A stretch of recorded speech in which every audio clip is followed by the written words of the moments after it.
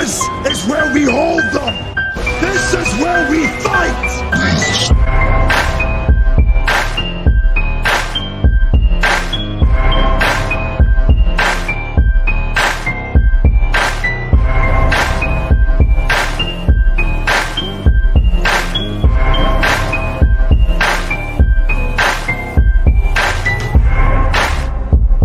You are now listening to Sweep the Rack podcast featuring Brooklyn Rob and Big Mike.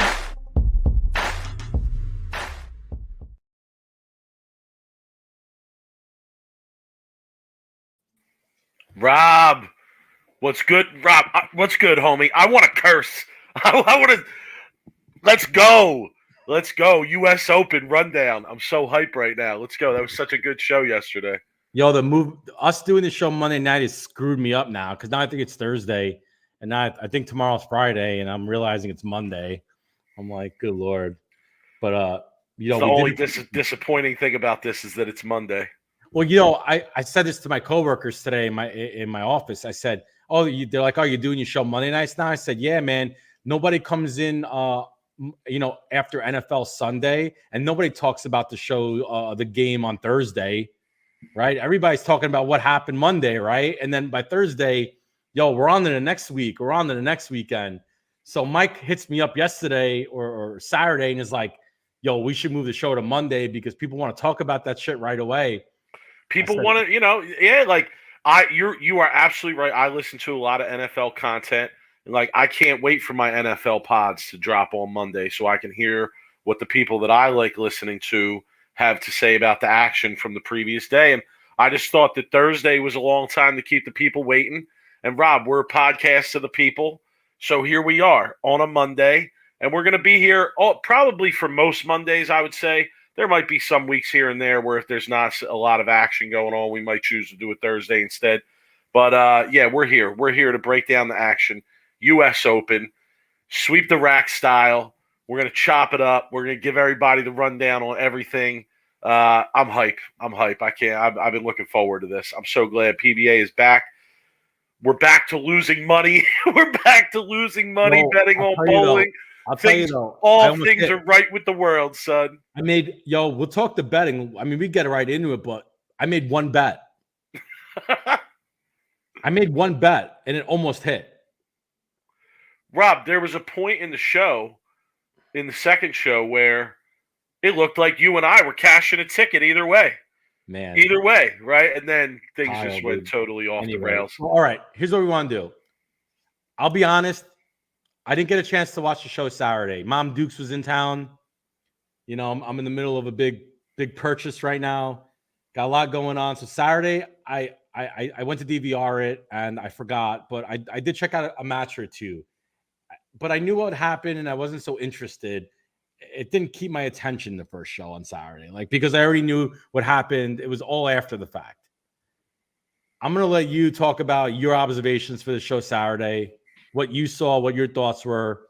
I'm letting you ride with it. Oh, I was locked in on this, John. I know. You probably had a crowd going. Oh, of course I did. Both days. But, this was major action to me. All right, so quick rundown on the first show, right? So we're talking seeds 9 through 5. First, I want to say this. I actually sent out a tweet, and I don't know if anybody caught this tweet. I deleted it with the quickness because I was looking at the lineup for the first show. And I was like, okay, you got these players, and they're going to go on this show. And I said to myself, I would bet $1 million. I would bet $1 million that no one from the first show is going to win the second show. Okay? So then I sent the tweet out. And then I realized that Kyle Troop was actually the top seed on the first show. And I deleted the tweet, son. I'm not going to lie to you. I deleted the tweet, okay? And that shows, how highly I regard Kyle Troop because I wouldn't bet $1 million that he wouldn't run the ladder, and damn it if he didn't find himself in the title match. But yes, we had Kyle Troop at 9-1, 9-1 with a weak max bet of $33. Fox bet. I just don't get it, son. We got to talk about that later. So here's the thing about Kyle. Another episode. It's just so goofy that the betting on bowling situation is so goofy. So We had a $33 bet on Kyle and a couple others. Well, All right, here's the thing. rundown from Saturday. Go ahead. Okay? We'll talk to. We got a lot to talk about with Yes. the second day. Knowles Snodgrass. Okay, Knowles Snodgrass. All right, you're going to hear those. Urethane, both urethane, both purple hammers. Okay, and that's another thing. Like, what's up with the purple hammer? A lot of purple hammers out there being thrown. So I don't know. Like, it seems like old ones, new ones, soft ones, hard ones. Well, no, they can't be old ones. It's got to be before 21. I know, right? but I'm just saying. It seems like regardless, they're there. They're there, Dude, right? It's the best show ever made. It's the best there's show so ever much made. to talk about. I'm getting flustered already. This show was a nightmare for the ball companies. We'll get to that later. This show was a nightmare for ball. They made my list. Companies. Don't worry. They're on my list. All right. So Saturday shows, right? Knowles Snodgrass opening match. Purple Hammer versus Purple Hammer. Snodgrass couldn't carry. Okay, he couldn't really carry. And then when he had the chance to apply some heat right at the end of the game, and force Knowles to get up and do something, he threw his worst shot of the game, right? And he missed the head pin. Okay, Knowles did enough early in that game to not have to do much late, which was fortunate for him because even though he did a lot early and bowled really well early, he still had to get up in the 10th. Didn't make a great shot, left the 3-6-10, and was fortunate to make it. Impressive that he made the 3-6-10. So we go, and one comment on Knowles that I noticed early in the show, and I actually noticed this in like the pictures of him making the show. He has his own bowling logo. I think it's like a J and a K and a shield over here, and I don't know. It makes me wonder. What level do you have to be at to have your own bowling logo? I don't know. Can anybody just go out and make their own bowling logo now? A smart pro would have his own logo, have his own brand. But I mean, I think you got to be regularly on TV at least, no? Maybe he's ahead of the game. Maybe he knows what's going to happen. I mean, more power to him if he does. But definitely, my guy got his pro card and went right to a marketing department and he said, "Yo, I want a logo, man, a JK logo, Good point. Could be a pro shop logo. Jeff made a good point. Could be a pro shop logo for sure. Well, and Championship Bowling is in the chat is saying Sean Rash does. Yeah, he's Sean Rash, son. He's Sean Rash. Belmo's Belmo. If they want to have a name logo, go right ahead. So okay. Charlie Papa's got a logo. Yeah. Nice the middle finger. Okay, so second match. You have Kent versus Knowles, right? And both come out firing. And then, really firing. Kent goes 7-10 in the first frame. Unfortunate. Urethane? No, he was using a trackball. Somebody in the chat tell us what it was. He was using a dull trackball. He was throwing missiles up the lane, hooking it a little bit, but looked really good early, okay? And then... Wait, was Knowles still using urethane? Yeah, right? Knowles stuck to the purple hammer the whole time. Okay. Knowles threw the purple hammer every single shot. All right, so they both came out firing. Marshall gets up in the 10th, just needing a mark, okay? Despite opening in the 9th frame. He opens in the 9th frame with a 2-10 and gets up in the 10th. All he has to do is mark to wrap up the match, and he goes 2-10 again, back to back. On what both looked like decent shots.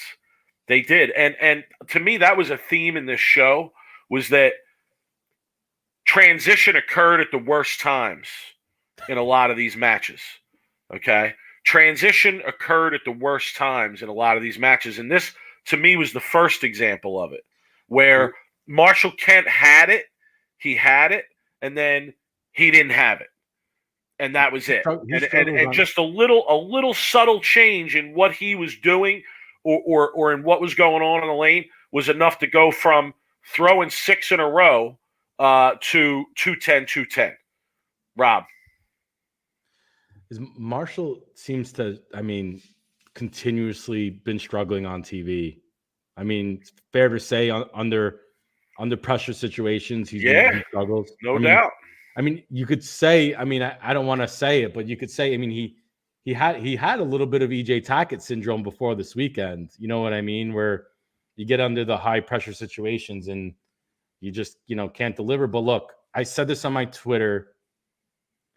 you know how hard it is to get up under this kind of circumstance of the US Open and essentially mark or double to win a match on TV.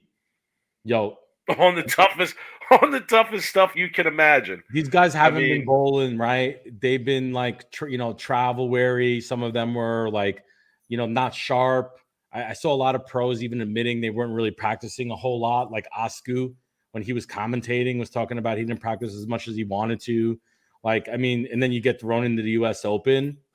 Holy crap. Talking about getting thrown into the deep end. So Marshall goes 210. Knowles wins that match. Man, okay? Knowles fortunate to win that match. Okay. Then it's Knowles Larson. All right, Knowles Larson. Larson comes out throwing reactive. Okay, it looked like some polished reactive. People could comment on the ball. A lot of emotion in that match, right? That's one thing I'm not too sharp on at the moment is all the different balls that these guys were throwing. I mean, I know some of them, but I didn't know all of them. I'm sure it was a fiery match. No. Well, actually, Knowles did have a little chirp in him. Not so much in this match, but it was kind of just the way the match went. So Knowles comes out early and misses a 3-pin, Rob. He flags a 3-pin early in this match. Okay. And then, I was thinking about my bet of the over on the total number of single pins missed on all the shows. I would have been halfway there after the show. Okay. I would have been halfway there after the show. It's one of the main things I was thinking about watching the show. So Knowles misses the 3-pin. He blames someone who's coughing. Okay. I took umbrage with this, Knowles. All right, I'm sorry. Like you got, it's a 3-pin, bro. I don't care if a clown comes out and does a little dance on the side of the lane while you're shooting a 3-pin. Like you got to make the 3-pin. Okay, I'm sorry, but then he again gets fortunate. He again gets fortunate. Larson misses the 3-6-10. Okay.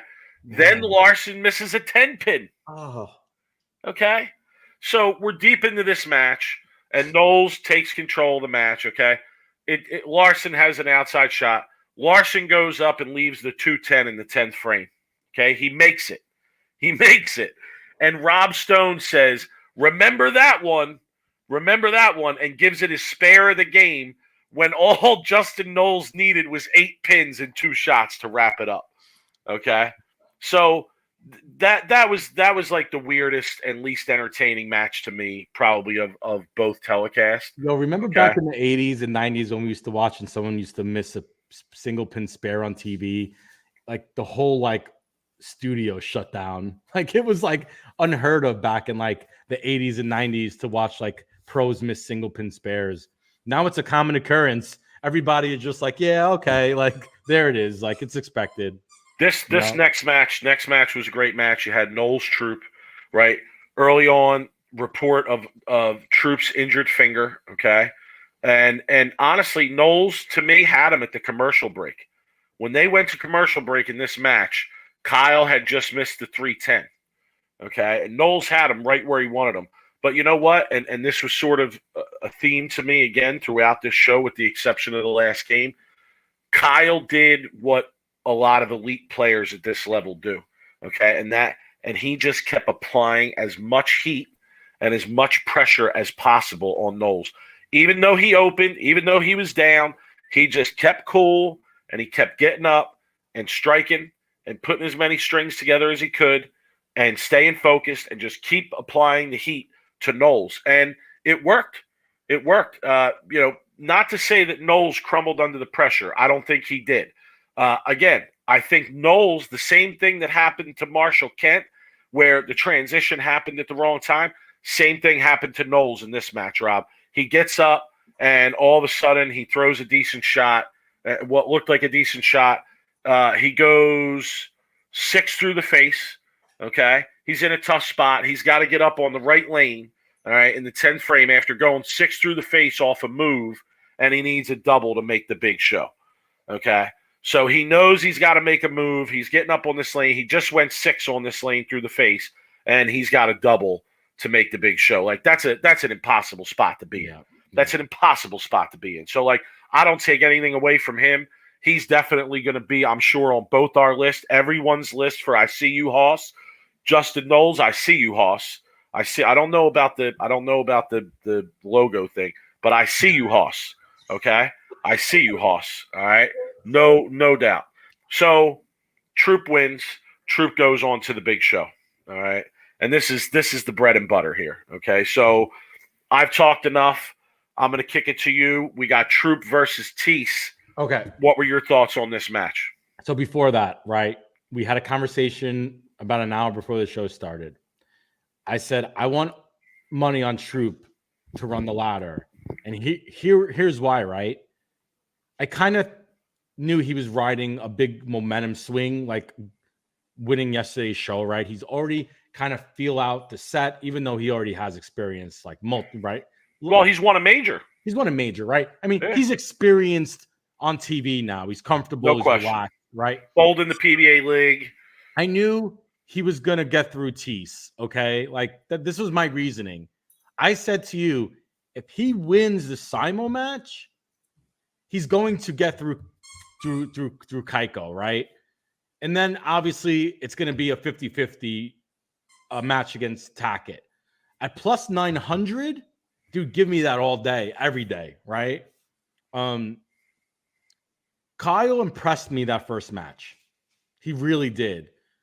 Because that was the toughest the lanes were, in my opinion, throughout the whole show. That first match. They're both using urethane, and you're bowling against a traditional one-hander in Tiece, and you're a two-hander, and you're showing more accuracy than Tiece's. Honestly. They didn't have any room to miss right. Either one of them didn't. They really had to play the push. And you could tell if they leaked it a board or two right of where they were looking, it was an instant 2-pin, 2-8, worst case scenario, 2-8-10, right? Which I don't think any of them left that match. But I was very impressed with how good Kyle was in keeping the ball in front of him, right? And playing the push. I realized that was an aha moment for me that showed where Kyle is in his game today. He's a top 5, if not a top 3 best player in the world, just from me watching that match. It's funny that you say that, because that was one of my big observations here too that I have written down at the end of my notes, is that Kyle, even though he didn't close the deal, and to me it was mostly because of a missed spare, and we'll talk about that later. But Kyle Troop on these shows showed that he's at an absolute apex predator bowler level. I mean, yeah, my man is like a seasoned pro at this point, one of the best in the world, no question. But I have to be honest, I think that this match was over when Richie Tiece decided to use urethane against Troop using urethane. I could see that. I don't know. I mean, low rev rate, more of a finesse guy, a shot maker. Tiece is a shot maker. Like, my guy's he's a shot maker, okay? And you're going up against a two-hander who's going to use urethane, and you're going to use urethane, and you're not only going to try and out-shot make him, and he's a great shot maker, but you're going to try and out-shot make him and then also have the disadvantage of the rev rate. I don't know. Listen, I am far from excellent at the technical side of the bowling thing, but if I'm Richie Tiece, I take my chances moving in and using something reactive and maybe trying to force, break them down in a different way, force Kyle to get out of that, force his look to go away earlier. Throwing urethane is only going to make the look better for Kyle. And shiny urethane at that, Jeff, in the chat. Great point, Jeff. Shiny urethane at that. But was that purposeful because he was kind of playing the shim? I feel like that was purpose. It had to be purposeful. He ain't going to go out there unprepared with a lane shine urethane ball, you know. I mean, look, hindsight's 2020, obviously, right? You look back at the match and what you think you could have done differently. But we have to take a time out because we forgot to talk about something. We forgot to talk about the start debacle. Oh, we forgot to talk about there was so much action to discuss. We forgot to talk about how we missed some of the action.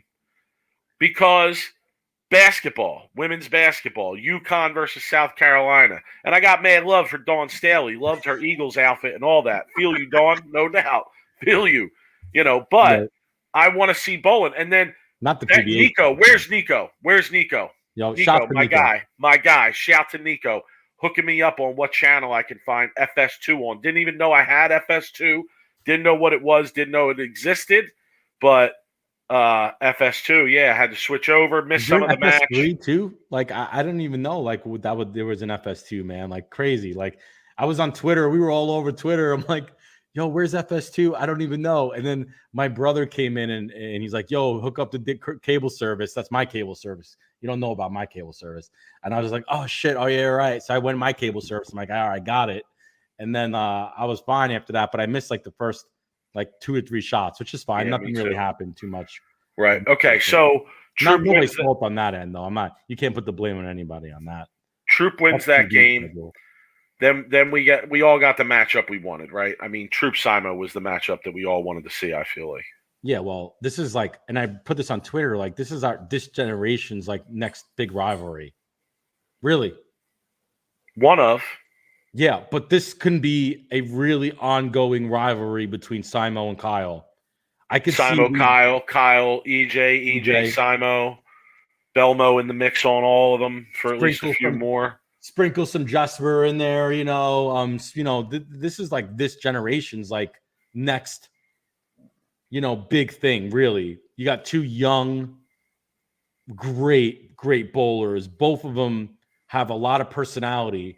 Kyle is more of the hero. Simo is a lot of the villain, right? Like, I could see like that play out in a weird way, right? Where, Simo is a lot more edgy than Kyle is, right? On the shows, especially. Fan friendly, I would say. Fan friendly. Like, look, Simo's a great kid. I love him.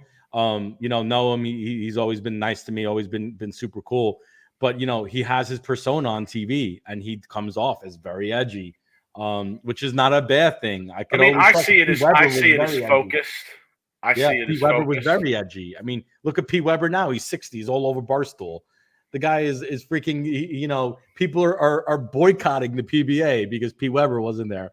But anyway, back to the match, right? That's the match I wanted to see, right? And it didn't disappoint, right? Here you got Simo, which is so fun to watch, bro. You never know what 2 different balls, 10 years old, 2 different balls. You never know what the kid's going to do. Is he going to be playing backup? Is he going to be, piping a grenade? I mean, you just don't know what the kid's doing. But the kid's got huge balls. And I'm not talking about bowling balls, Mike. The kid's got huge balls. He will try and do anything to win. If he thinks throwing it a headhunter at the headpin is going to give him his best chance to win, Simo's going to do it. I love that about him. Yeah, 2 different balls, an idol and an alpha crux. Okay, interesting. Troop in this match had the early advantage. Okay, then he went big 4, right? And through 7, it's pretty much a dead even match, despite Simo not really being able to put anything together. To me, Simo bowled a very frustrating game because through 7 frames, he really didn't make any mistakes. He did not make any significant mistakes. And then he had a couple non-perfectly executed shots that didn't strike. Okay, right? And Troop was able to hang around because of that. He was able to hang around. And again, I'm going to say it. Troop does it again. He's not in the match. Other guy has a chance to really put his foot on his throat, put him out. And what does he do? He hangs around and he hangs around and he refocuses and he keeps striking and he keeps applying the heat and he keeps applying the pressure. And in many of these instances, it goes his way, right? So, and Randy said this on the telecast, and I thought it was a really astute observation. Things changed very quickly. And he said things can change very quickly at the U.S. Open. And isn't that the truth? I thought, I feel you on that, my man. Troop gets away with one in the 7th frame. I don't know if you guys remember this match with that detail or not, but he should have left a split. Okay, it was the same shot as the Big Four. It was the same exact shot as the Big Four, and he only leaves the 6-pin. Okay, and then he capitalizes in the 8th by striking. Okay, he gets up and strikes in the 8th, and then Simo gets up in the 8th and goes Big Four. Okay, and he catches the Big Four on that right lane. He then gets up and goes 10-pin. Okay, leaves a 10-pin in the 9th. It looks like Troop is going to cruise. It looks like Troop is going to cruise to the win of this match. And what does he do? He really blinks for the first time all day. Okay, he really blinks for the first time all day and throws one of his, I'm sure what he would say was one of his worst shots of the day. Okay, washes out, gets robbed on the make. Let's be honest about it. Gets robbed on the make. I mean, he aced the make. He aced the make on the washout. Okay, and gives Simo a chance. All right, but Simo can't capitalize. Why? Because again, he was caught in the end of a game. He made some decisions early in the game. It's only one game. He's going to stick with those decisions. The transition is going on. You know, he even came on Twitter after and said something about how he missed the move. The transition's going on, and you got to get up in the 10th frame and throw a double to win with the transition going on. And we've all been there, but let's be honest, none of us have been there to this level on these type of conditions in this environment. So like factor all that in, and that's like a really tough spot to be in. But the same thing that happened with Kent. The same thing that happened with Kent and the same thing that happened with Knowles, to me, happened with Simo. Again, it happens again, and Kyle Troop benefits in most of these situations, It's crazy because, like, Kyle's ability to buckle down and make shots in the middle of that game, I mean, really make shots, right? That's what I'm saying. Like, executed. That's what the killers do. That's what the serial killers do. Yep. They do not. The Freddy Kruegers and the Jasons don't let you get away, son. They don't let you. The Michael Myerses don't let you get away. They just keep coming for you. Okay, dude, and that's what he did on this show. I was like super impressed, bro. Super impressed with it. Yeah, dude. The execution level of execution is just on a whole nother level right now. On specifically shows and throwing like shots when he needs it. So, man, we'll see a lot more of this match between Simo and Troop, hopefully during majors too, because I feel like that's the best the PBA could put out right now, honestly. Like you said last Thursday, rust. Yes, you remember using that word in reference to what we were seeing in the standings. Nope. Kyle Troop ain't rusty. Nope, but he bowled. I know. Well, it makes sense. All day, the Saturday on the show. You know what I mean? Are you talking about leading up to it? But another point, my man is a bowler, bro. Yeah, he bowls everything. He bowls UBA. He bowls league. He bowls local tournaments. He bowls regionals. He bowls everything. It's not surprising to me that he's pretty sharp. Or has a bad finger. And has a bad finger. The hangnail, I think, or something like that away from All right, so Troop versus we're gonna butcher this guy's name. It just doesn't matter. Keiko, right? Troop versus Keiko. All right, listen. I'm sorry. People are gonna call me a hater. You're gonna say, "Oh, negative Big Mike." I know where this is going. This guy Keiko, okay, Keiko. Again, using a 10-year-old ball. We're gonna get to that, Rob. We're gonna get to that at the end of all this. Game Breaker 2. Urethane and 10-year-old balls, man. This was a ball manufacturer's nightmare of a U.S. Open show. I hate this guy's style. I knew you were going to. I hate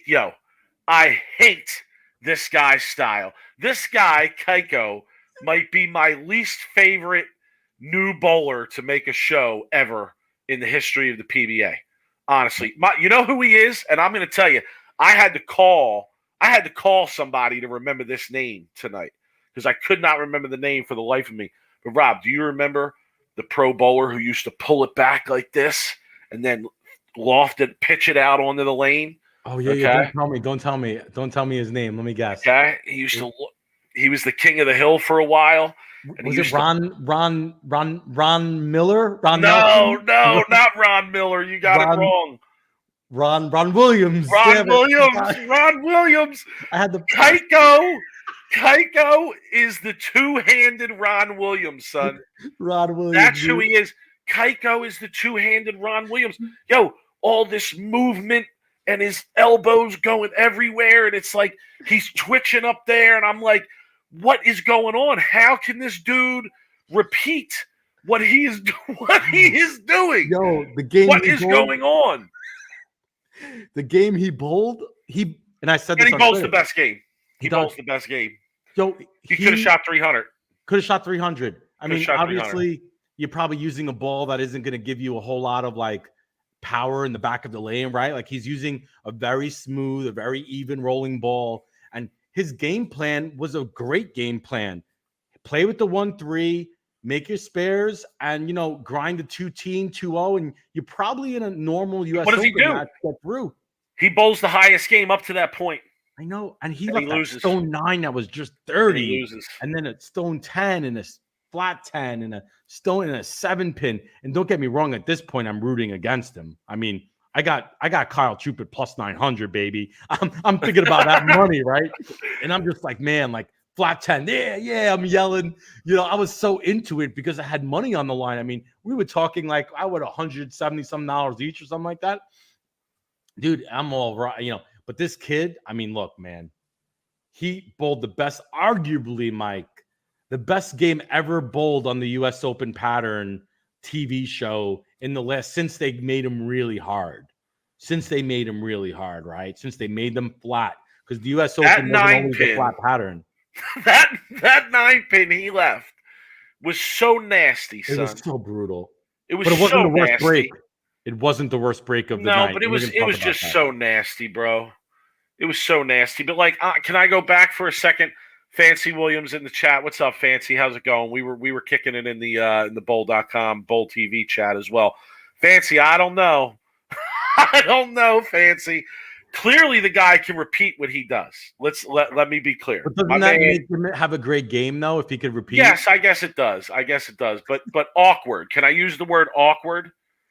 Like Mike Lichstein, great bowler, awkward form. How many bowlers in PBA history don't have a very pretty game? Hey, not many. Fancy, right? Walter Ray doesn't exactly have the prettiest game, right? Oh, yes, he does. Stop. Yes, he does. I mean, his game was so fundamentally and technically sound. You could look. What are you talking about? Well, Walter was the master at repeating shots. The guy was the best of all time, the most accurate bowler ever.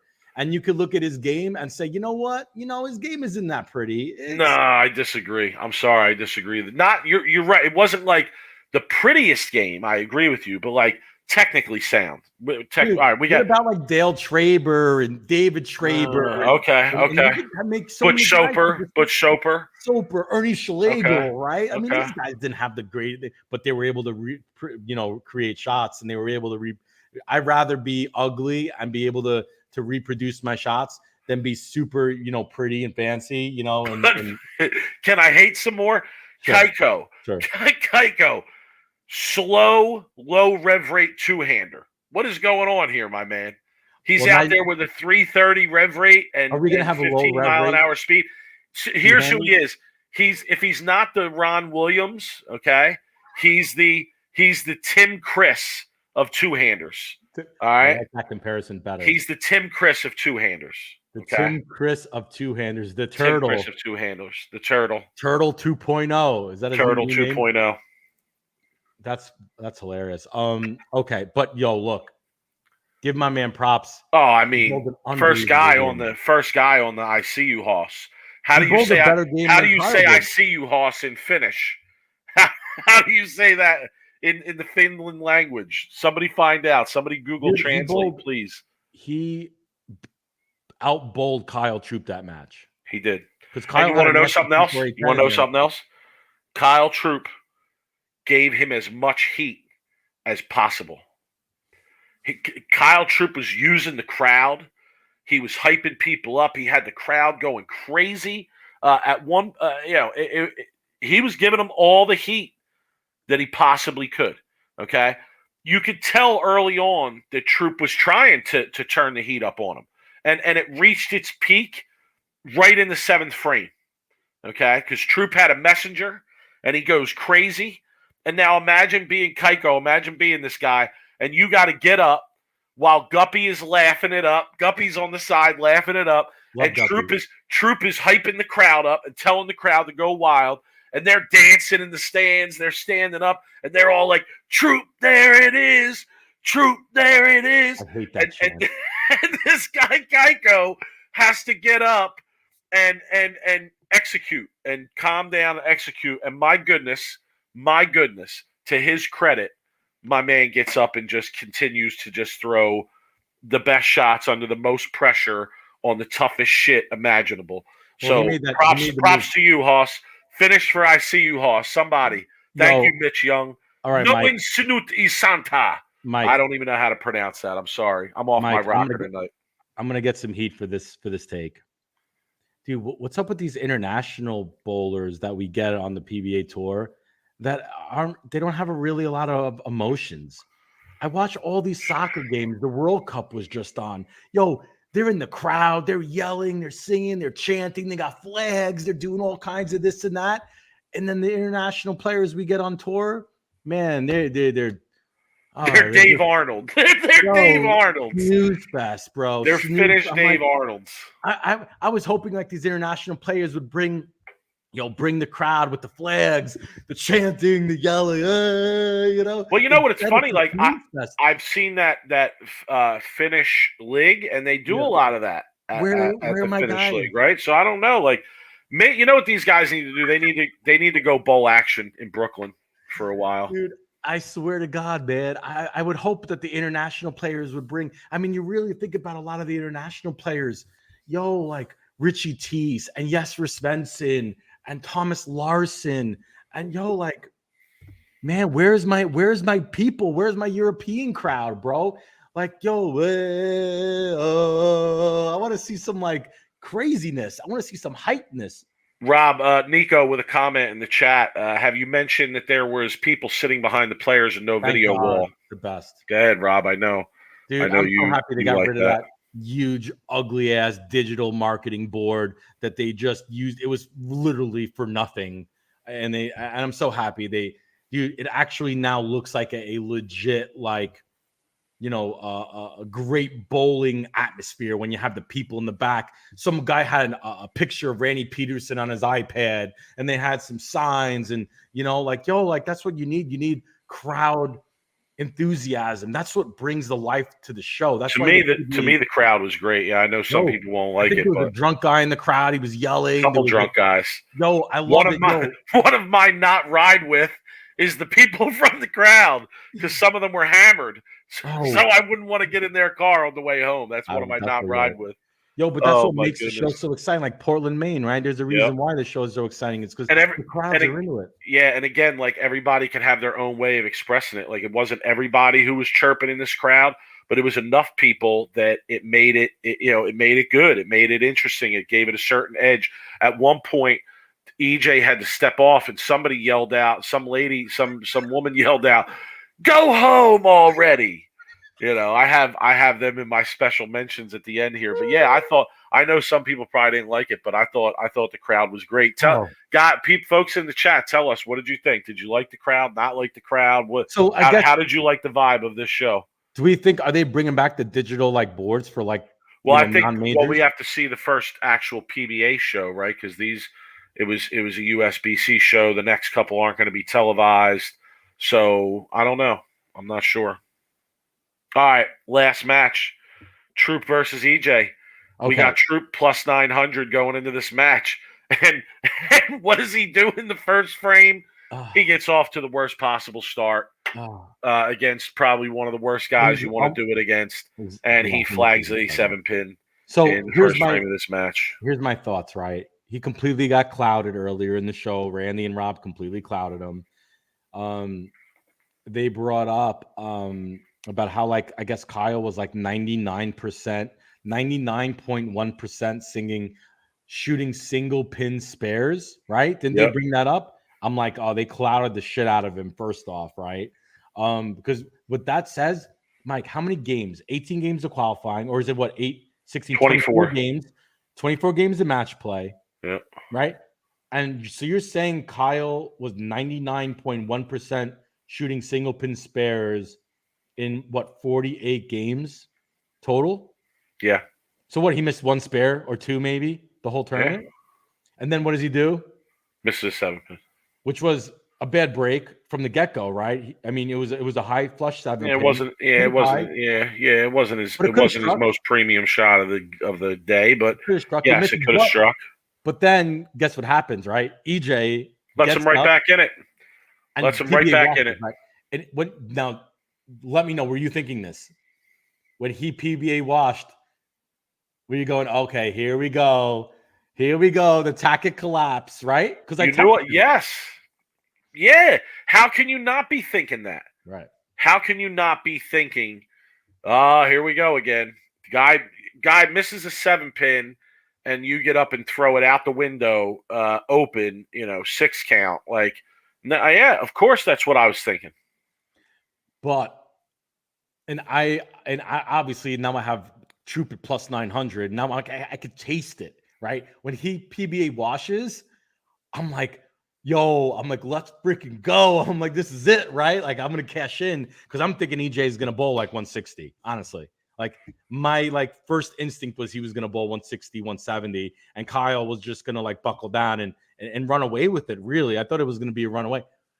But then Kyle gets up, and I believe he was on a double at this point, right? Well, at that point, they kind of both went apex predator bowler style. They did middle of the game.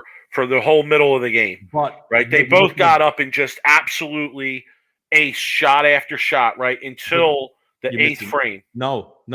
You missed Kyle when he left the 7-9. That was the key turning point. Okay. No, you're right. Dude, he gets up on a double after he's up, I think now by 12, 15, 20 pins on a string, and probably gets the worst break you could probably get on TV. And I was arguing with, I forgot someone on Twitter. Should that have struck or should it have been 9? When you say that? I mean, look, I could have understood a 9 pin. I could have understood another high 7 pin. I could even have understood a 4 pin or a 4-9, right? Because those are common bad breaks. How many times in PBA history on a TV show has a righty left a pocket 7-9? Yeah, fair point. How many times have you seen a 7-9? It's probably the most rare split as a righty you could probably leave if you're high flush, okay? And you doing it in the final match on a U.S. Open championship match on a string of strikes when you're up. It was the worst break at the most opportune time for Kyle Troop. See, I'll be honest. I looked at the match a little bit differently because despite all that, as they got to the 8th frame, things were relatively even. Yeah, because of the split. I know things were – no, well, you say the split. I'll say the missed spare. If Troop makes the 7 pin in the first frame, he's ahead by 11 at that point in the match. But Kyle should have going in a lot more. Okay, going into the eighth frame, though, things were relatively even. Okay, and in that 8th frame, Troop was really fortunate to only leave the 10. He should have left the 210. I mean, he got lucky to trip the 2 pin out, right? And he catches the break there. And then he gets fortunate again when EJ gets up in the next frame and throws one of his best shots of the game and just leaves an absolute unbelievable ring 10. The kind of shot where you're just like, how does that guy leave that? But here's the thing, though, is I might catch some heat for this take. EJ was flirting with the stone 10 all game. If you go back and watch EJ strikes, the 3 pin was taking out the 10. It was literally the last 2 pins to go off his strikes, right? It's not like he was putting him dead 10 in the pit. He was flirting with that stone 10 all game, but that's what it is. You're at a U.S. Open pattern. You're not going to be really to that level where you're going to start making moves off of, that bad. You're going to hope to God you just trip the 10, honestly. Now, I'm not saying those weren't bad breaks, But I'm saying is like a stone 10 compared to what Kyle did with that 7-9. Like, I mean, it's just fuck, man. It put Kyle that split completely like had EJ was able to settle down a little bit, right?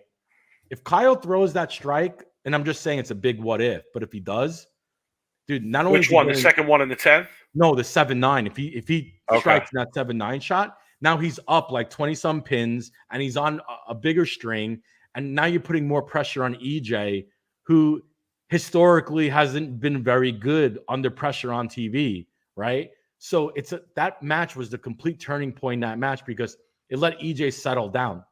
The missed 7 too. You start the match, a missed 7 pin, and then you split on that shot. He was able to give EJ a little bit of breathing room to relax and calm down. And that's what exactly happened, Mike. Honestly. Yeah. Well, they were tied through 9. Marshall's right here. He writes EJ's angles are always steep. They're always steep. You know? Yeah, and Kevin Weeks in the chat was asking, what do we think the difference was on the shot in the 10th that carried the 10? And if anything, Kevin, I was going to say it seemed to me like EJ just didn't get it as far right, and it was faster. He whammed on it, but he didn't get it as far right, and it was faster, and it seemed like the angle was a little bit straighter just to make sure that give him a better chance to carry with that straighter angle. But they're tied. Here's the bottom line, Rob. They're tied going into the 10th frame, going into the 9th frame. Okay, they're tied going into the 9th frame.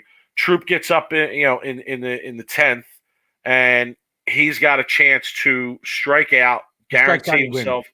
Well, I believe that too, because EJ would have needed all three in the 10th. Okay, just the tie, and I believe the Troop would have won as well. But yeah, he blinks again. And he throws what I thought was somewhat of an errant shot, and leaves the big 4. He threw the first one. I know he threw the first one, the 10th. Yeah, so second one was an errant shot. Now throw the first one. So right. So his commentary after the shot was very interesting to me. Right, he said something about his girlfriend and how he should have stepped off.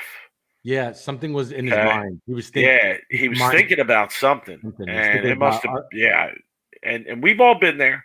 We've all been there, right? I'm there more than you know. And yeah, and he decided not to step off, and like from his comments, I have to believe that whatever was going on in his head, he felt at that moment, in the moment, that it impacted his shot.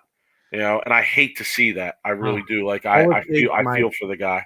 All it takes is one cloud of doubt or we both picked the same word at the same time because it's so easy to do, even though you've been in that situation hundreds of times. Yeah, you know how many times I say to myself while bowling, I talk myself into that one. Yep, especially spares. Because in the 7, and when he missed the 7 pin was the same thing, right? That's a lapse of concentration. So obviously Kyle was feeling a little bit of the pressure. He was, right? But he didn't really show it only on the 7 pin, and then that shot in the 10th, the second one. And then EJ got up in the 10th and really he aced it. He aced that first one in the 10th. He threw. It was one of his best shots of the game. I'm not going to lie. I was a little surprised. I probably would have been less surprised if it was right or left and went through the face or didn't get there. 2, 4, 8, 10. I mean, there were a lot of things I was imagining could happen in that scenario. You know what happened? To his credit, he got up there and he aced it. So you know what happened? This is why EJ was able to finally relax, and you finally got to see the EJ of qualifying and match play, right? The urethanes getting thrown early on that pattern, in my opinion, helped him for once. Okay, normally you see the urethane screwing his shit up, and when he's always the top seed, going on some crazy mixed urethane carry down shit, right? Yeah. This was the first time in a while, right, where the urethane early helped him because he had some miss in, right? And then when he opened up his angle, he was watching his ball come back and hit the pocket, right? By the 5th or 6th game, he was able to start building some confidence on his reaction. He knew he had a good reaction. after the PBA wash, he knew like all he had to do was not overthrow it, right? Keep his Yeah, speed a little and bit Randy slow. was saying the same thing on the show. He was Yep. saying he just can't miss right. He just Yeah. can't miss wide right. He had some hold, he had some hook right, He did. but you just couldn't miss really hard and fast and wide right. So, and then if you look at someone like Keiko, though, Keiko looked like he had the whole lane because his slow was a lot slower than a lot of the other players. Like he was able to create that area because of his speed, right? The only errant shot EJ had the whole really match, in my opinion, was that PBA wash because he overthrew it. Once he realized, okay, I could slow it down and I have area and I have push. When you're a bowler, even when you're in a top pressure situation, when you have confidence in your ball reaction, it completely relaxes the nerves, in my opinion. Sean White in the chat. The best part of the match was after Kyle just pulled the pick out after the messenger. Then on the left lane, EJ throws a messenger and turns around and gave Kyle the business. Yeah, I agree with Sean. I think EJ could have given it to him a little bit more. Robert Hamilton, what's up, Robert? In the chat, he was using this trusty old Venom shock. Listen, there we go. When I tweeted out, he better be throwing a purple ball of some kind. I don't care what purple ball it is. Just make sure dude's got a purple ball in his hand. He did say that. And he did have a purple ball in his hand. And we had Kyle Troop at 9-1. And I'm not going to lie to you, when I saw the Venom shock in his hand, I got a little shook. Because like that ball might be amongst the top 5 bowling balls ever made. Okay. And I'm going to say this. If I'm EJ Tacket, every time I get on a show, I'm throwing that ball if I could throw that ball. So I want to pull this up because this was a good comment here from Lumber. Good to see you, man. Always got good comments. Chris Prather was in the booth during qualifying and talked about how much more guys throwing urethane on the right side would actually make the U.S. patterns easier. Look, I have my experiences on flat patterns. Mike has his experience on flat patterns. And it's, to me, that's 100% true. If you're able to, especially if you have high level bowlers, that's the key to that, right? Throwing urethane all in the middle of the lane in the same type of spot, it's going to create push. And me as a bowler, I'd rather see push than area because I can keep my angles in front of me. And I know a lot of guys, like to keep their angles in front of them and not go really left to right. So it's a great comment, and it obviously showed what happened where you have an EJ Tacket who's got a rev rate over 500 one-handed, who can create his area with his hand and his speed, but you're able to give him push in the middle of the lane, and essentially it almost starts looking like a lot easier shot than the U.S. Open shot, honestly. All right, Rob, we're getting into the rundown here. We just ran the ladder. That's always if you're new around here, we have a process we go through for each tournament to break down each tournament. And the first thing we do is run the ladder, which we just did. We discuss every match of the step ladder. I refuse to do every match of the 17-man step ladder. I'm not doing that. I refuse to do that. But we did do it here. Okay. Now we get into our various categories. All right. You guys know what the categories are. I tweeted them out earlier today on our Twitter. If you're not familiar, listen up. You'll get familiar. Real quickly. And you can follow along with us and play along with us. So as we bring the categories up, if you guys want to pop in the chat and let us know who you like for these categories and play along with us. All right, Rob, can we do I See You, Hoss, first? Yeah, let's do it. I See You, Hoss. Okay. My list is long here, bro. But you only allow one pro. You got to pick one. No, it's impossible this week. I'm sorry. All the guys I have. No, I'm sorry. It's impossible this week. All right, two.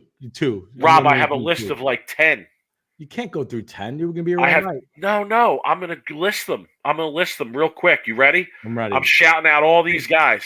Take all my guys. I See You, Hoss. Keiko. Knowles. Snodgrass. Terrible name, by the way. I'm sorry.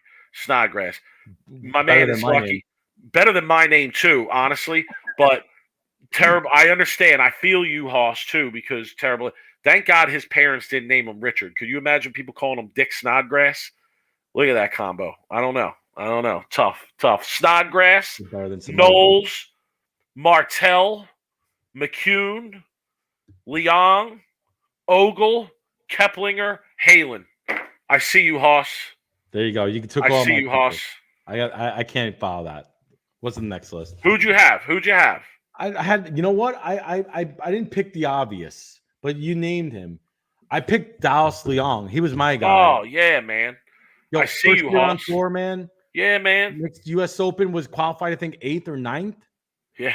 Yo, I see you, Dallas, man. Keep grinding, yo, rookie of the year.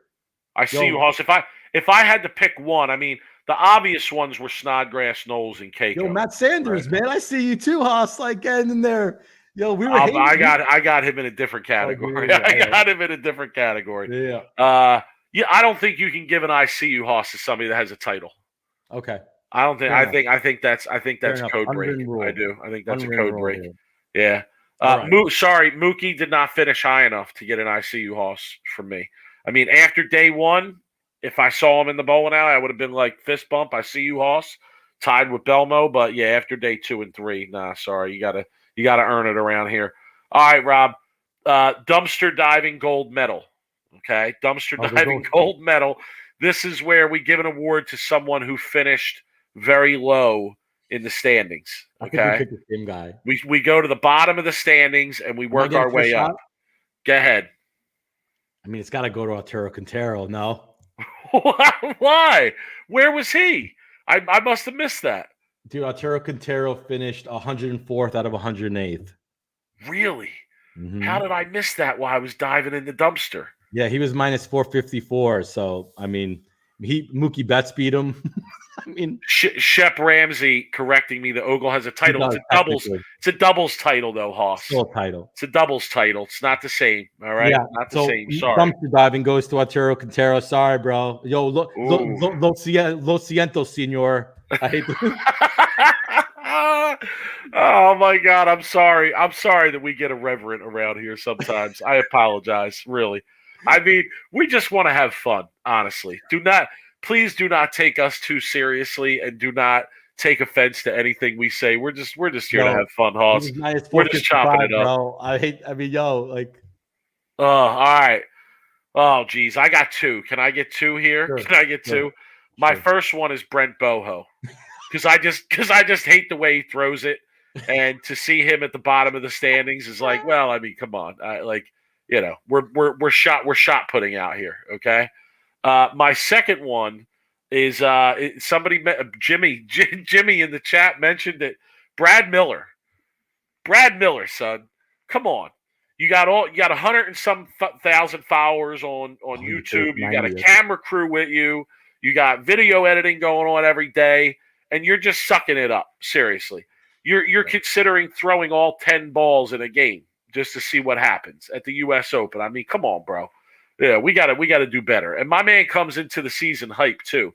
He comes into the season hype, and I understand he's one guy that I would look at and be like, yo, he's probably going to be sharp when the season starts. And to have a block like that, no. I got a question for you. So Oscar Palermo was in the Bull TV booth for a lot of the last day match play. Should they have even let him in the booth? I mean, the guy finished 88th. Like, why do I want to listen to his commentary? No, they should let him in the booth. They should let him in the booth. By the way, though, and I'm going to give shouts to Oscar though. He's down low funny, man. Yeah, like him and AJ were good in the booth because they were kind of chirping at each other a little bit. Well, Bull TV did a great job. Bull TV, right? Man, I like Bull TV.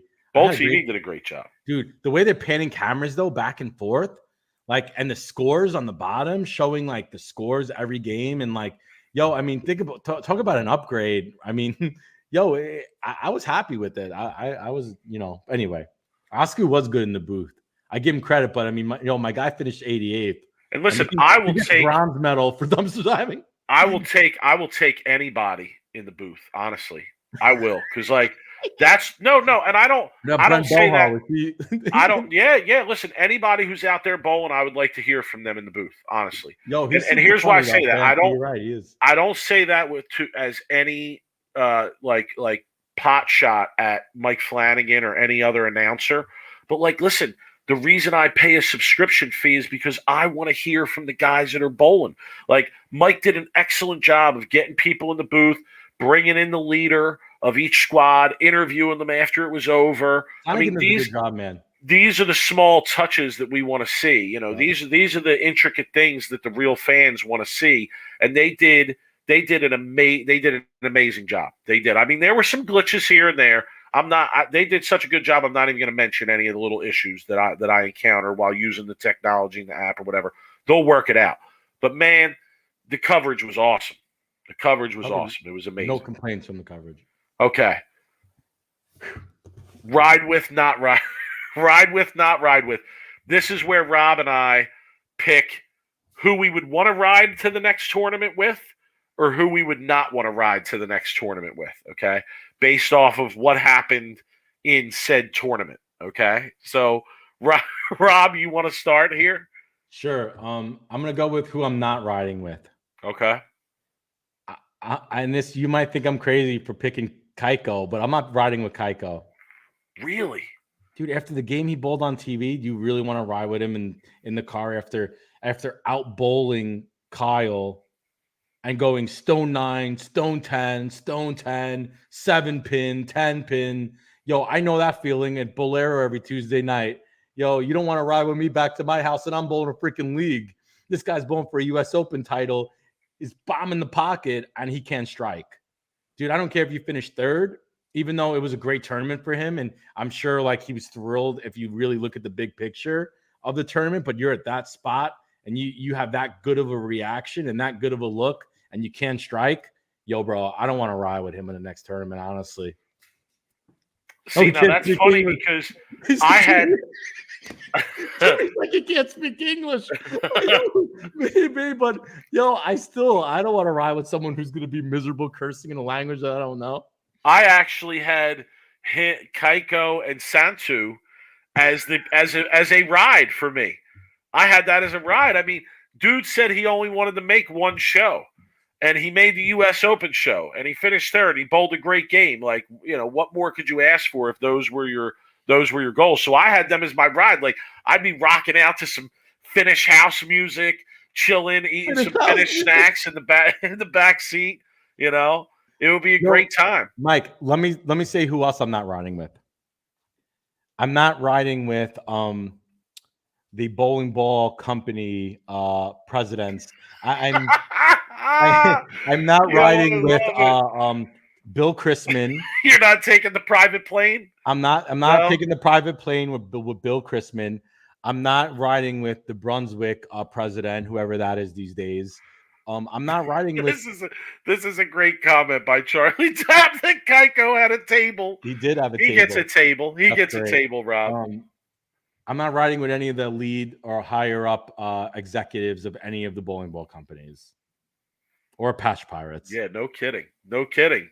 10-year-old balls, urethane all over the place. Okay, let's talk a little bit about 15-year-old balls. We got to continue. Okay, We got to continue. We got to continue with our rundown. We'll talk about it after. All right, my not ride with, my other ride with would be, I saw on Twitter that Bill was doing an Ask Me Anything because he didn't have to drive, and he was driving with Tommy and DJ. And I was thinking, oh man, damn it, put me in that car. Put me in the backseat passenger of that car, yo. I'm good. My not ride with would be Ronnie Russell. Oh. Ronnie Russell, 130 the last game, to go from almost in the cut to out of the cash. He was among the leaders early, okay, and he was 89 over going into the last game.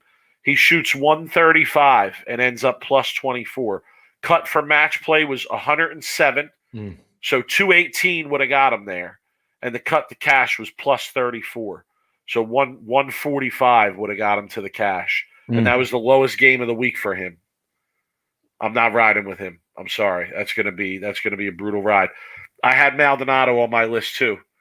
I also had Maldonado on my list as well. 1442 his last block to miss the cut, but he cashed. So like, the difference between riding with him and riding with Ronnie Russell is probably like stopping at a nice place to eat versus eating at McDonald's. So I'd rather stop at, let's say, Texas Roadhouse and eat.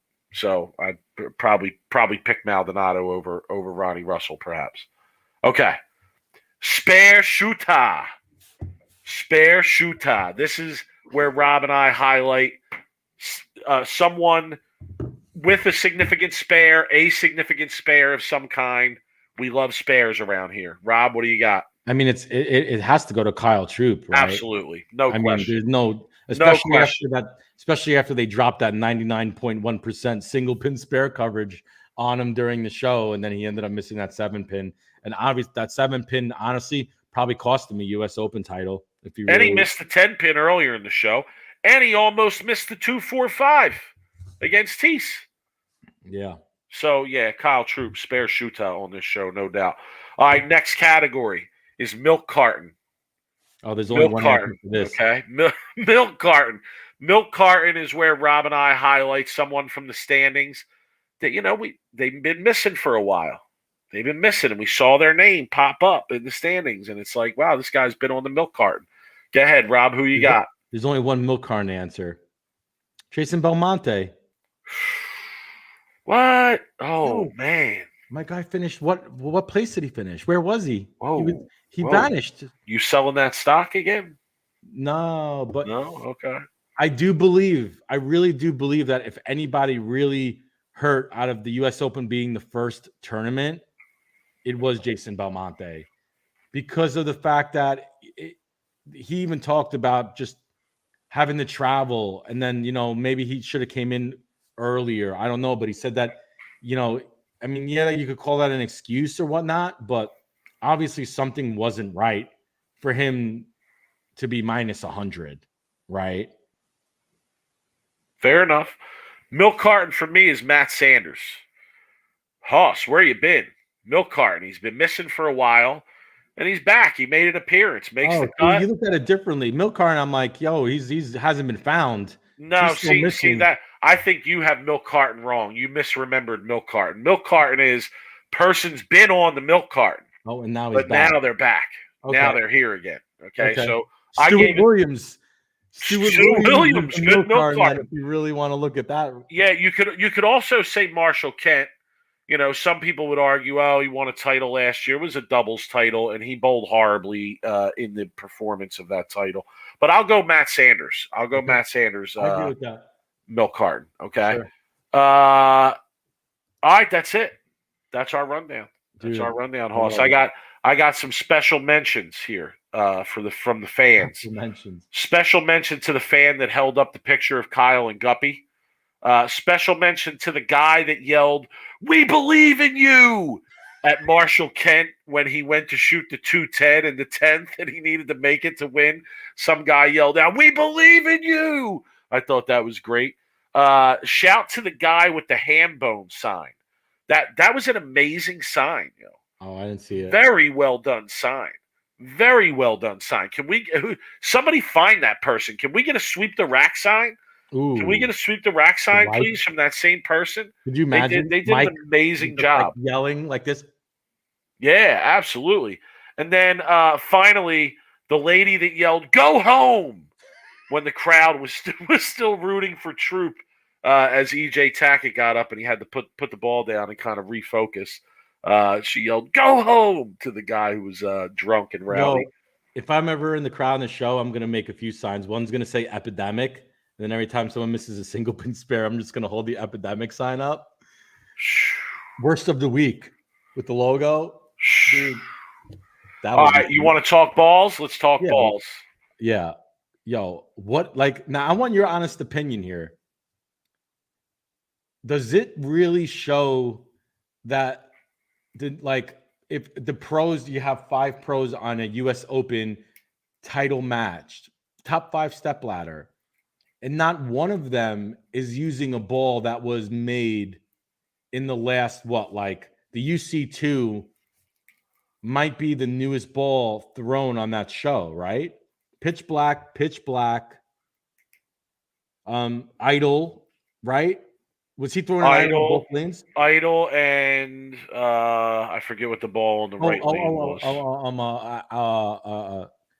Fuck, dude. I know what it was. Yeah, maybe like one of those. I'll get it. But yeah, it's like a last Alpha Crux. Alpha Crux. Which was yeah. like 2-3 years? Old, yep. The Game Breaker 2 is a reproduced version of it, right? So like you could say that that's new, but the name of the ball isn't new. So let me ask you though, I'm curious, your opinion. What does that show that they're not using a ball, let's just say like that was made in the last maybe a year or year or two? All these new releases. There's hundreds of new releases every 4 months. New release there, best ball ever, longer and stronger. Patch Pirates, longer and stronger. Yeah, on the first show. The first show, Stealth. Right, yeah, the Right. stealth, the track stealth. That's what Kent was using. So let's just say this: 10 players, right? 9-player stepladder. They're really, I mean, 8 of them are using older balls. Years. I mean, what does that show you? Well, listen, I said, I think on this pod or on Twitter, rather recently, like, it surprises me that guys don't throw the stuff that they most like or that they have the most success with over and over again, as opposed to always throwing new stuff. So question, Dave in the chat, that means the companies are not giving incentives. Do you agree with that? Are they not financially motivated? I don't think. Of course, they're not financially motivated. They're financially motivated to make the show and win, because that's how you get a good contract. But if that's how you're going to get a better deal. Would they be throwing new releases? Yeah, of course. If the ball companies took away the ball contracts and did it totally based off of incentives, not only would you see guys throwing newer stuff, you would see guys throwing stuff from different companies show to show, like you used to see in the 90s, where like Mike Albee one show would be throwing a Brunswick Zone, and then the next show would be throwing a Columbia 300 CUDA, and he was one of the few that, or Norm Duke used to switch back and forth. Norm Duke used to throw Storm, then he'd throw Columbia, then he threw that the P3P. I forget what the bowling ball manufacturer was, but it was actually his ball. It had his name on it. So here's an interesting Walker question. Was a free agent too. Yeah, if this were to continue, right, and the ball companies get fed up with these guys using older stuff on shows, older stuff in tournaments, not really featuring the new products, could you see the companies going back to incentives rather than yearly contracts? I can't, because I think it would honestly, it would probably make it impossible for a lot of the players to even go out and compete. It's just, it's weird, because I remember, like, maybe look, times are changing. Obviously, if they've changed from when we were growing up watching television, but used to see the pros. I mean, they were throwing mostly all new releases, stuff you didn't even know that was coming out yet at the time. And now you're looking at pitch blacks getting thrown, and stuff that are like literally, like, I don't know, how old is that pitch black? That thing is over like 5 or 10 years old at this point. It's still getting thrown. You could probably put that as one of the top 5 greatest balls ever made, the pitch black. But it's just interesting to me that the companies are all promoting all over social media the new releases, but when it comes to push to shove, Mike, when it really comes time to show the ball's performance on a tough shot, you don't see any of them throwing any of the new releases. You know what that shows me? That shows me that the new releases aren't made essentially for a lot of certain conditions that the pros are bowling on. Honestly, to be I don't know. I think it shows that guys see ball reaction they really like and want to stick with that ball reaction. Well, obviously, the new we all know what that's reaction like. they like, though. Then, right? There's yeah, a lot of new European but trying to create that reaction with a new ball I don't think is always so easy. There's a lot of new urethane releases too. Storm has a ton of new urethane releases. Dude, Hammer has a ton of urethane releases.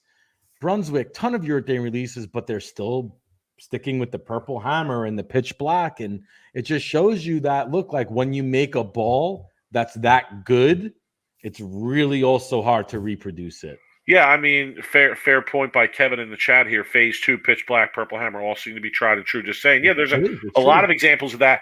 So, like, another question here. Like, if we started a bowling ball company, right, and we come at, let's say we're 10 years in, and now we have like 2, maybe 4, 5, 6 really great established balls. Yeah, right? you have your benchmark. Is it smarter to keep producing new balls and just keep producing and try and hit the bullseye again? Or should we keep producing those balls that we know are home runs and perhaps price the ball based off of how great the ball is? No, because look, let me tell you something. There's a reason why they're doing it the way they're doing it. Because they could still make those balls. They're still making pitch blacks. They're still making purple hammers. And yet they could still fill the need of the patch pirate that needs the next new greatest ball made. You know what I mean? Now, what my problem is that they're just making way too many of them really too fast. And I saw a couple of people, I saw Todd Carter in the chat, writes new stuff coming out too fast. Yo, when I talk to Bill, sometimes I'll call Bill when I'm drilling bowling balls, and I'll be like, "Yo, Bill, like, what should I drill? Like, you have a good like pulse on like what's going on." He's like, "No, I don't." He's like, "Dude," he's like, I can't throw everything," and he's right. Like, he can't throw everything, dude. Brunswick, how many brands they have? Look, we've beat this horse so many times, but for me, just seeing the pros on national TV in a U.S. Open shot, not throwing new releases, and I'm talking new releases, everything, urethane, performance. It just shows you that, yeah, the pros don't trust the new releases, and the new releases might not be the best look for these guys on these type of conditions. Ernie Lukács in the chat, nice bowling over the weekend at the Jersey State Masters, by the way, Hoss. He says the pros had to pick 10 balls at the beginning of the week, so they're not going to use a new ball without knowing what they do. But with that said, they got to reshuffle, though, Ernie. They got to reshuffle before the top 24. I don't know if they were allowed to reshuffle before the show or not. And, yeah, I mean, you would imagine that still some of the new balls are going to make its way in. Yeah, we're going to have to agree to disagree on this topic, Rob, because I think it's more because, guys like certain ball reaction, and they fall in love with ball reaction. We all know what that's like. We all have those bowling balls that we just love the way that ball rolled for us. We just love the way that ball reacted, and we were very familiar with that ball's reaction.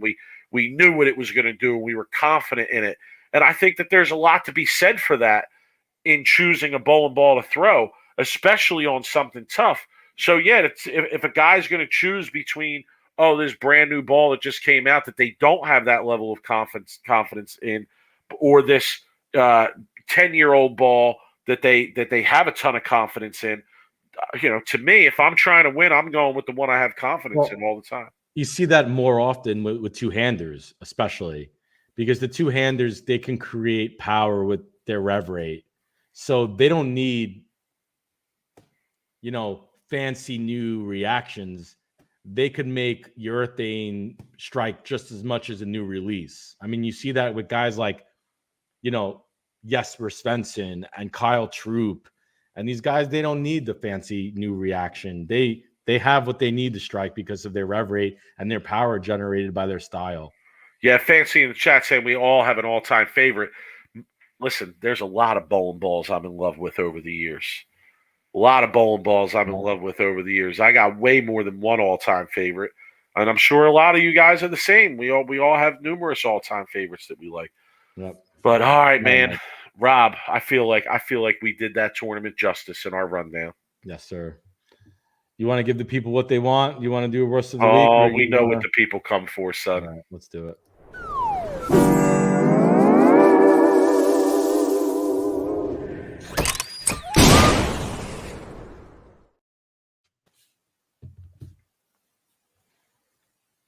All right, you want to go first? Do you want me to go?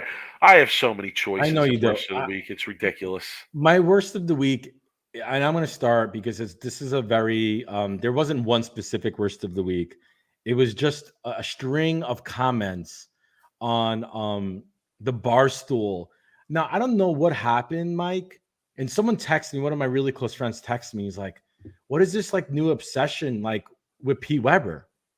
You know what I mean? Like why all of a sudden did Barstool start putting out the Pete Weber story,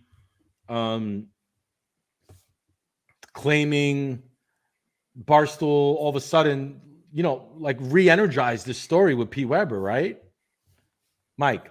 Are you Yes. listening to me? Yes. Yeah. I mean, because he So- went on part of my take.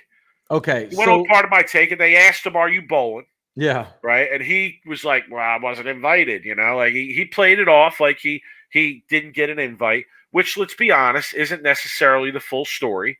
Okay, but the it comments. should have said, "Oh, well, it's a limited field, and I retired, and Oh, it was therefore they Mahomes. they didn't send me an invite." I mean, to It was suggest Mahomes. that Pete Weber doesn't get an invite to the U.S. Open if he wants it is just it's ludicrous. That's Well, ludicrous. But yes, the original way that it became it was pop, Mahomes, right? yeah, it was Mahomes tweeting it out. Yep. I forgot about that. So my worst of the week goes to the comments on the Barstool story about Pete Weber, not being able to bowl the U.S. Open and then yelling at a 12-year-old. Which, I mean, look, we covered that story when it happened, right? We knew ages ago that that's what the story was, right? So Barstool all of a sudden picks it up with the comments, right, of these people who don't follow bowling, right? They're calling the PBA a Mickey Mouse club. And yo, I tweeted out, you have to go read these comments. hating on the PBA for not letting, or the USBC for not letting Pete Weber bowl. Even Lucas Wiseman, responded to one of the Barstool people and was like, "Yo, where?" And I'm not gonna, say it, but they were asking like, who's the guy responsible for like skull fucking Pete Weber or something to that nature. And Lucas Wiseman like literally was like Chad Murphy, executive director of USBC. Here's his email. Yo, the funny thing about it is like the comments and the reactions of people who aren't really so involved in our sport was gold. It was so great. So if you get a chance, people, go on Twitter, find these tweets from Barstool when they're showcasing Pete Weber and part of my take, and then read the comments and the threads. You will not be disappointed. I promise you all. So I think you got to realize, if you don't listen to part of my take, that part of what they do is sort of like spoof, tongue in cheek. Barstool, we right? don't really know what's going on. Yeah, but their particular podcast, the way they do it is like tongue in cheek. We don't know what's going on. He kept saying he was banned. Mark Henry, the Yeah. world's strongest man in our chat. Yeah, He kept saying PDW was banned. even if they know what's going on, they will play like they don't know what's going on just to sort of create a story, I guess. Like that's what they do on this podcast. So I took it as a joke. I did. I took it like they got to know that he had to have told them, like, listen, there's no way I could even bowl 24 games in the qualifying and finish. So, there's no way I would bowl. Yeah, like he had to have told them that at some point. So I kind of felt like they were doing it in a tongue-in-cheek way, but to me, it was very funny. It was extremely entertaining and funny to see some of those comments and read some of those comments. We're definitely worst of the week, though. My worst of the week, I told everybody, and let me say something. My wife kicked me off of her Facebook. You all know this, okay? So I started a burner Facebook.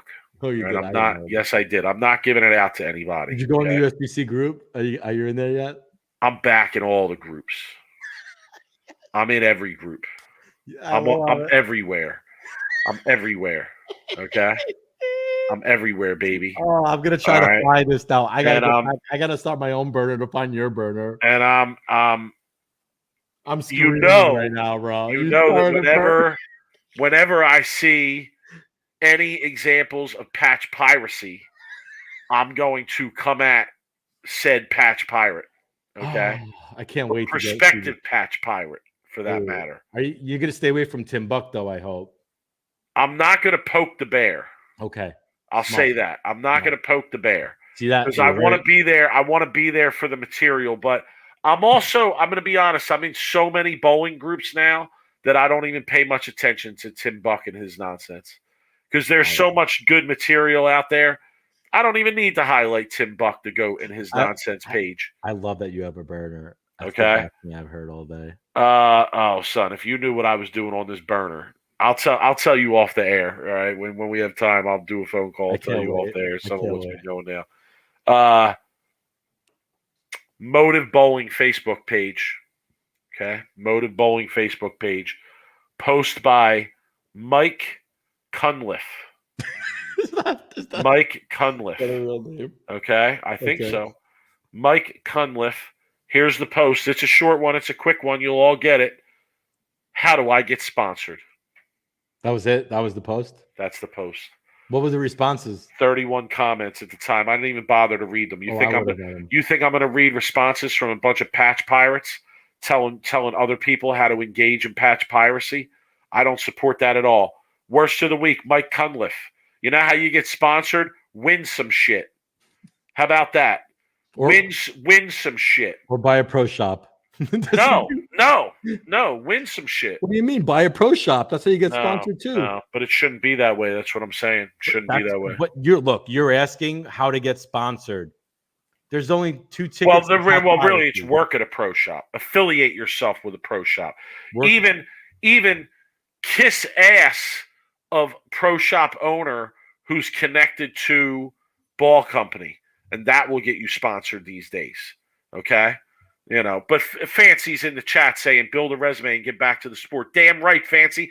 But Fancy, you know who we're talking about here? We're talking about patch pirates, Fancy. Okay? We're not talking about the real bowlers that spend their careers building a resume, giving back to the sport and deserve the support. Fancy. We're talking about patch pirates here. Patch pirates. Okay? They don't care about any of that.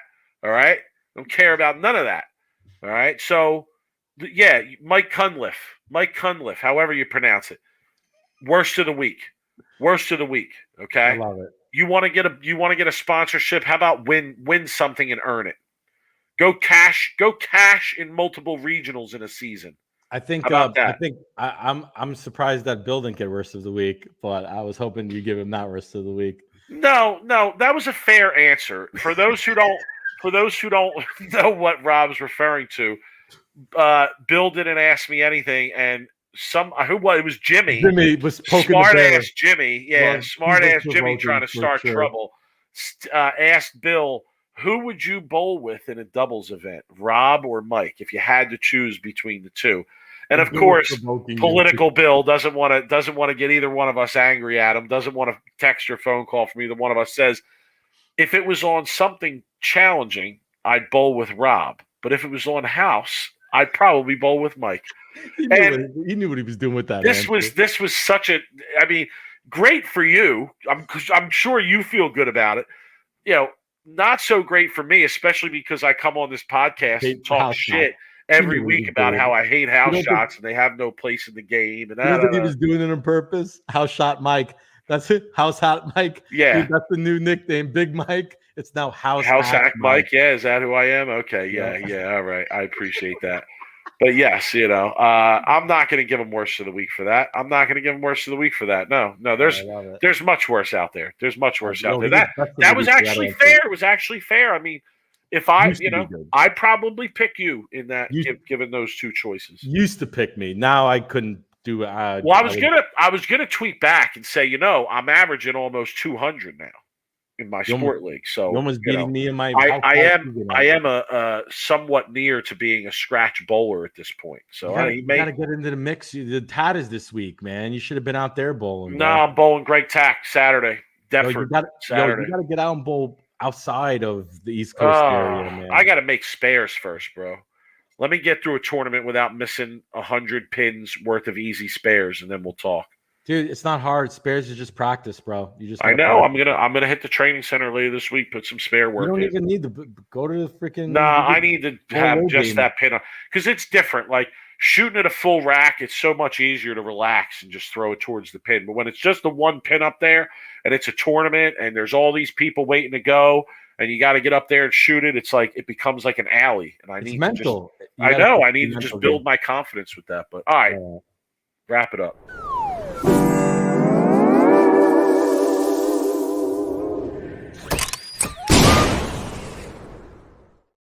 Oh my goodness, super overtime on a Monday. What is there PBA bowling this week? I didn't even look. They're in Springfield, I believe. Springfield Open. Okay. Step ladder Saturday. On Bowl TV, right? On No Bowl air. TV only. Yeah, on Bowl TV only. But yeah, stepladder Saturday. When does 25,000 for first. When does qualifying start? Wednesday? Wednesday. PTQ Tuesday. Bowling's back. Bowling is back. Super Bowl. Let's talk Super Bowl real quick. I don't care. Go Birds. I'm not asking about who's going to win. We already know what you're riding. What I'm more curious, is what is a Super Bowl spread look like when the Eagles make the Super Bowl? Are you getting it catered? Are you bringing food in? Are you what kind of food distribution are we looking at here? My plans are actually up in the air right now, if you can believe that. Yeah, I don't even have set plans. Yeah, because the people that I want to watch the game with, we don't really have a central location to watch the game for the number of people that we want to have there watching the game. So yeah, we're still up in the air about what we're doing on that. So let's talk personally. I'm trying to talk the wife into going to AC for Sunday and watching the Super Bowl in AC, staying over in AC Sunday night. But get tickets to the game, man. You have a place to stay here. Hotels are like too much. $5,000 a night. I went to the World Series. I went to a World Series game with moms, and yeah, I'm good. I'm good on major sporting events for the year, especially with let's talk predictions, because you're not going to like my predictions. So what do you think? What's the I would expect nothing less. I don't know. I haven't even looked at the lines. So figure's probably around 50. That would be my guess. 51, 52. Could be wrong there. Maybe. What do you think the score is going to be? It's so hard to say. I know what the score is going to be. I have the score right in front of me.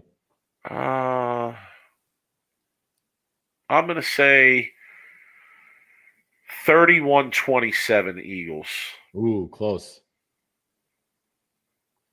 All right. 35-28 Chiefs. Okay. And you're talking blowout. I think the Eagles, and I'm going to be straight here, I think the Eagles are a little overrated this year. They have had an easy schedule. Regular season, I think they were playing garbage all year.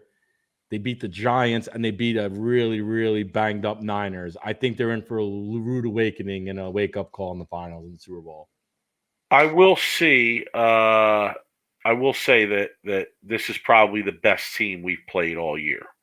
Oh, 100%. Oh, 100%. Because I'd follow the Eagles. But with that said, I think we match up well against them. I do. I think we match up well. So we'll see. I hope it's a good game. I'll be doing something. Don't worry about me. I want to hear. Don't worry about me. You hosted. I'm looking forward to hear about your spread next. I mean, if I end up staying home by myself, yeah, I'm still getting. It's going to be a catered spread just for me. Right. I mean, we'll have wings, barbecue, whatever. But yeah, if I don't know, I might be going out to watch it somewhere. I really don't know yet. I got to see. So hit a bill, man. You should he's away. Oh yeah, he's bowling. Hey, he's away. He's away bowling. Otherwise, yeah, I'd be like, I'd invite myself to his house. I'd invite myself to his house and all the people I want to watch the game. So everybody, just show up here and bring food. But yeah. So listen, go Birds. Okay, everybody enjoy the big game. Everybody enjoy bowling this weekend. I mean, what a weekend I'm going to have. I'm bowling on Saturday. Bowling's on Saturday. Super Bowl on Sunday. So listen, everybody. Take it easy. We'll be back next week. Also, all right, with another PBA rundown. Like and subscribe this video on YouTube. Subscribe, please. Yes, subscribe. We're nowhere near 100,000 followers like these other big dogs in the bowling community. Help us out. All right, and spread the word. Spread the word.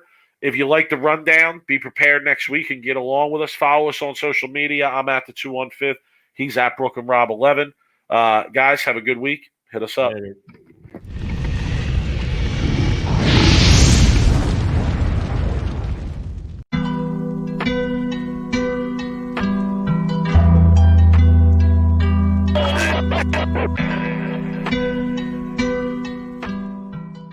You are now listening to Sweep the Rack podcast featuring Brooklyn Rob and Big Mike.